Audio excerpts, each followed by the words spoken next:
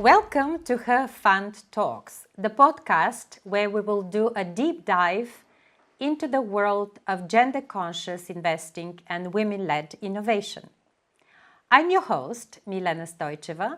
I'm both an entrepreneur and an investor, and in each episode I will be sitting down with inspiring women, investors and founders to explore how we can create a more inclusive and gender-equal startup and venture ecosystem.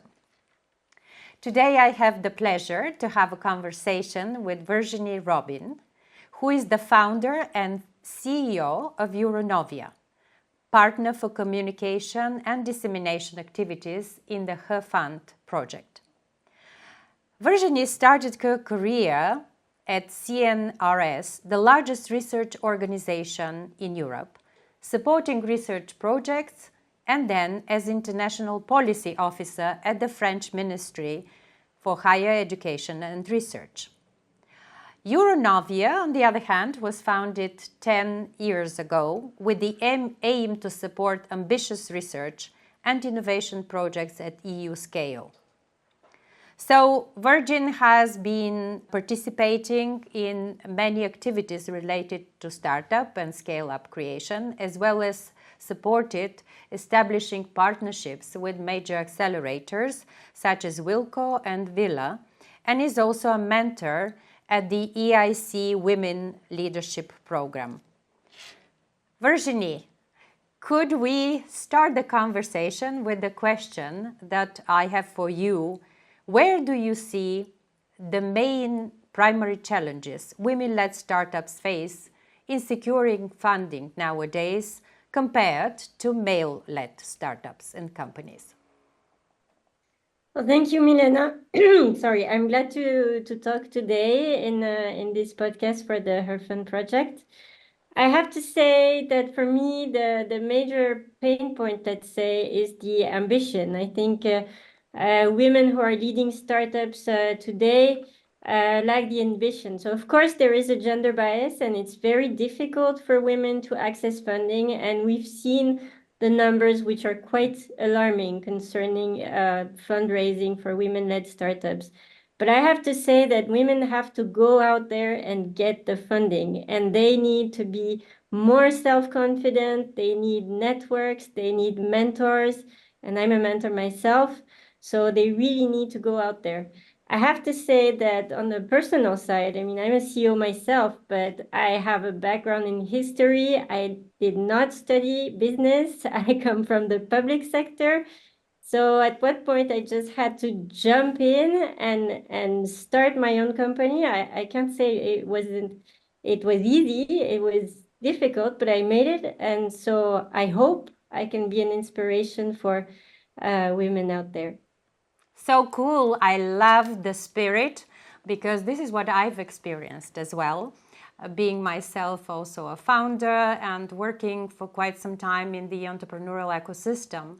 I know that it's so important to have the drive and also, as you said, to just jump into the deep waters, dive in. And I think we really need more female founders to be speaking, to be vocal about this topic. It really creates, I think it can create the ripple effect. So let me ask you something else, which I know is already quite of a challenge, but we do see that there are ecosystems that are advancing faster, and we do see others that are actually a little bit behind. How do you see Her Fund project contributing to bridging the funding gap for women-led startups in the lower connected innovation ecosystems? And as you said already, we need to be brave and to jump in. Is this a similar approach to how we can break these barriers there? Yes, well, I think that's the whole purpose of the European Union, because we're not all at the same level. All the EU countries are not at the same level. There are more connected territories. There are more, there are territories which are a little bit advanced in terms of innovation. So it's all about capacity building to me. And that's the whole purpose of this European Innovation Ecosystems program. That's how we can work together. And well, one thing is, of course, I mean, I'm located in France, so we are more the high innovators, let's say, but I'm sure there is a lot that we can learn from the other territories. And I'm thinking, especially, for instance, Eastern Europe, we don't have the same culture, we don't have the same history. And I've seen a lot of great women-led startups out there, and I'm sure we can learn a lot from them. Her fund is a catalyst for this. We can engage in networking activities. We can communicate about women-led startups and about the ecosystem and about the investors. So I think it's a great opportunity for everyone. Well, I like you said, we do have different maybe experiences and history and background, but in the end what we are realizing when we are working together, that it's not so different because we experience the same challenges. And I think if we start accepting and also being more open to the fact that we cannot have barriers. We need to build this single market of Europe together, as you were saying, and collaborate more. Then we will see that that we can scale faster what we are doing as founders. So, what kind of an impact do you expect her fund to have? Actually, as an overall contribution to the innovation ecosystem in Europe. You started already saying about the differences. Yes, well, I think the first thing is that we can communicate. We can actually communicate on these very alarming numbers of the investment in male-led companies and women-led companies.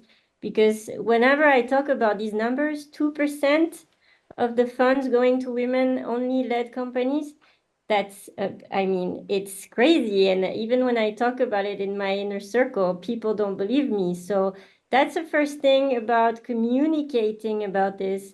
It will also have, I think, a great effect on networking. So providing role models for women who want to start their startups, who want to raise funds.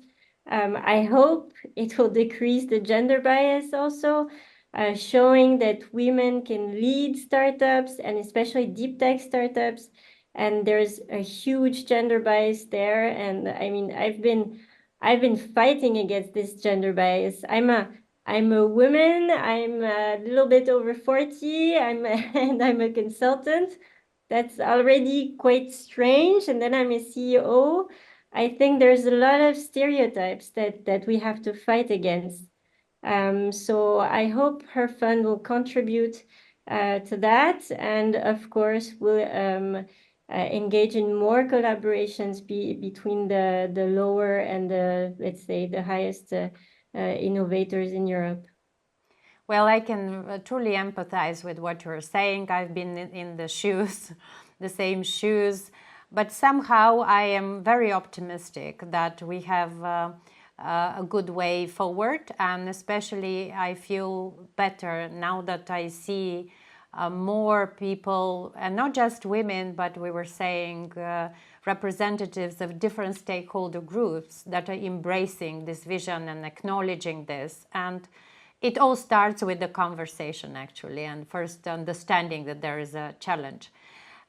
If, in your view, since you are a founder, you're a CEO, you said you're a consultant also, where and how do you see that investors can actually support this conversation? Through what mechanisms, or do you see any concrete suggestions? Would you have any concrete suggestions on how investors can support initiatives like her fund and others of the kind?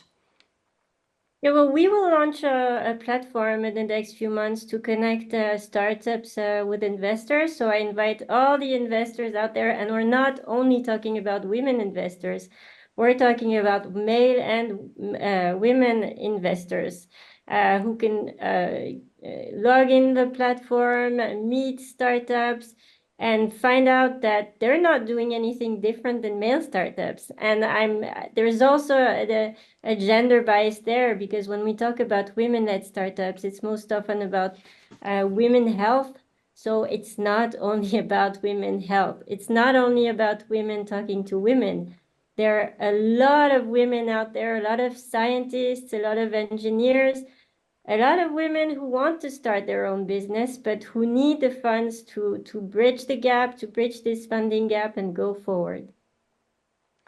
Yes, and what kind of, how do you envision actually the future for women-led companies will be and the whole investment climate for this type of companies in the coming years?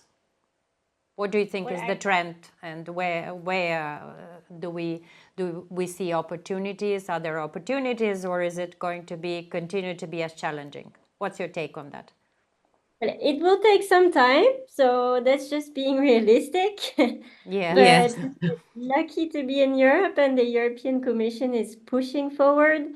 So there is the Women Tech EU instrument. There are other projects supporting investment in women-led startups. We have the Her Fund project, and we are looking forward to having another project for the follow-up. So I think these kind of initiatives are really great, and for women-led startups, and for investors, it's a unique chance for us to make things happen and to accelerate investment in women-led startups. Can you, since you are a founder yourself, can you share a specific example of challenges that you faced as a female founder, and where actually were they mostly related to funding, were they in other areas, and what were the key obstacles that you saw there? Well, I have to say that starting my company was the first obstacle. So I didn't have a lot of self-confidence. So in the beginning, I had a co-founder because I was a bit afraid to go there by myself. I was just out of the public sector with a degree in history, so I didn't know a lot about starting my own company. Well, in the end, I don't think that was necessary. And maybe if I would have had access to a women network, or at least a mentor or role model, that it would have been easier. I say, and then the second difficulty was to be taken seriously by other consultants, for instance, because they were all telling me, okay, then we can work together for a few months or years, and then I can buy you out. So no one took me seriously, and well, still today, now it's been 10 years, so I know some people still don't take me seriously. I'm a woman, I'm a CEO, but now I have 10 people working for me. And so, yeah, there are still some men that have some kind of problem with a women CEO who's been successful in building her own company. So I can hear it's, on the one hand, it's about the personal aspect and how we need to internally also decide, have this, I think, internal decision that we are able to do it.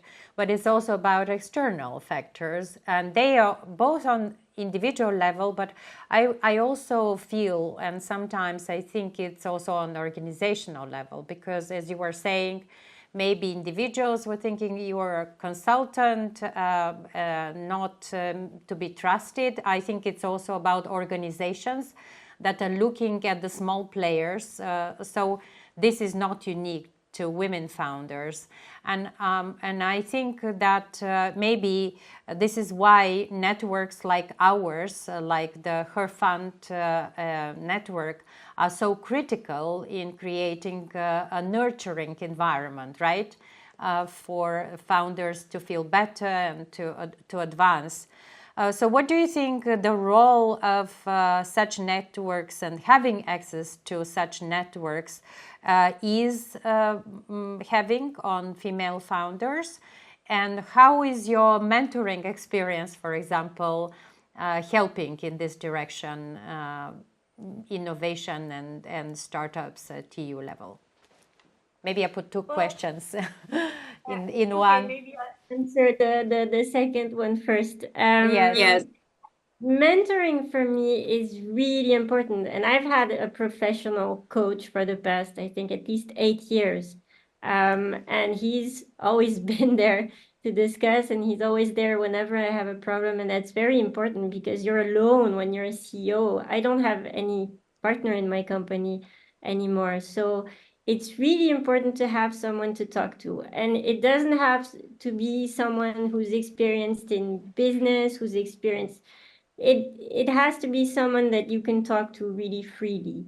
And so I think the Her Fund project is really important because of that. I mean, we're not the top experts from the MIT, but we're just here with hands-on experience about creating a company, about helping startups, scale-ups, about helping them connect to investors. So I think that's definitely how we can help.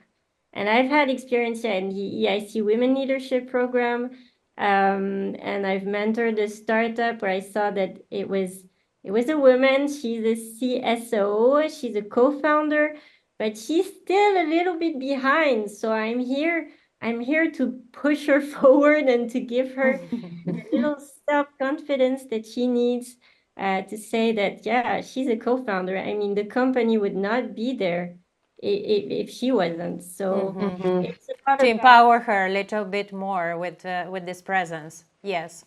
empowering women, and I think this women network sorority is really important.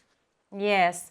And do you see a way that Her Fund can actually increase or scale this through what kind of partnerships? Where can we collaborate in order to make more impact?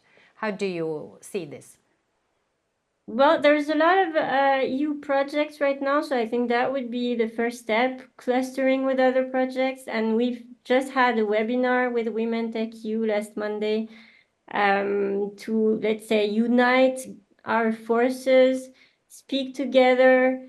I mean, participation in conferences, events, and things like that. And we're in charge of communication and dissemination.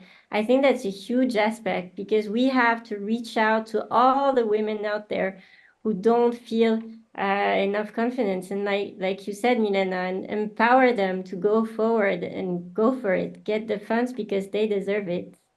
Yes, thank you so much, Virginie. I think one last question I want to ask you. You already said that you went through this process yourself, and this is one of the reasons, but to join this, is there something else on a personal level that you would like to pass on as a message to the other founders or investors or innovators in Europe? What is the thing that triggered you to take an active role? Yes, of course. But I think the keyword for me is ambition, because we need ambitious women out there who believe in themselves, and if they don't have that, we can help them. But to me, it's really ambition. And once we have deconstructed this gender bias, it's just to go out there and start their company and get the funds. And I've heard also a lot of people saying, that women just create their company, like I said, on women health, or that they create their company so they could pick up their kids after school. No, we can have the same ambition as men, and it's not something against men. Of course, we can work together. But yeah, just be ambitious. Thank you. Great message. And it's not ambition, I would add, is not a bad word. It's actually about having a drive and being ready to take responsibility for this drive, wanting to make a difference. So I fully, I think, empathize and actually join you on this, second you on this. And thank you for being so inspirational and for this great conversation. This was the episode of Her Fund podcast with Virginie Robin. Thank you all.